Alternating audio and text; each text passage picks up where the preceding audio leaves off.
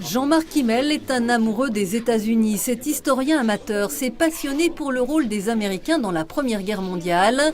Le résultat, une exposition richement documentée avec du matériel d'époque visible en mairie de Sainte-Marguerite.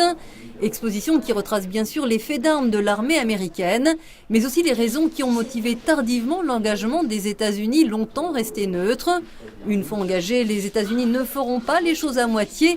La force de frappe américaine va permettre aux Alliés de gagner la guerre. Mais cette exposition fait aussi la lumière sur un fait étonnant, la ségrégation raciale et la différence qui existait entre les soldats blancs et noirs. Ça fait 3,5 kg à peu près. Au niveau du état-major et au niveau du gouvernement, il n'était pas question de faire combattre des Noirs qui étaient considérés comme des sous-hommes. Ils étaient réservés aux travaux difficiles, construire des routes, des voies ferrées, décharger des camions ou des bateaux.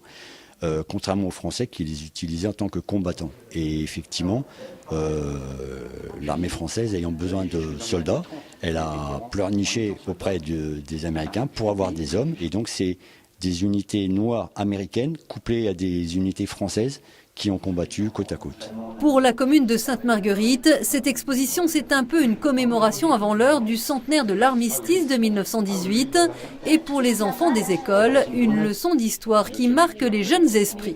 Mais à l'époque-là, il fallait un fil entre celui qui appelait et celui qui recevait l'appel. Ce sont des téléphones filaires. La guerre, je pense que personne n'aime ça. Je pense que à l'époque, c'était vraiment difficile. Les gens ne devaient pas supporter recevoir des obus sur eux. Ils devaient avoir plein de malheurs. Lors de cette Première Guerre mondiale, 2 200 000 soldats américains auront débarqué sur le sol français et 110 000 boys ne reverront jamais leur terre natale. Certains se sont battus sur le front vosgien. Une exposition libre d'accès à découvrir jusqu'à dimanche soir.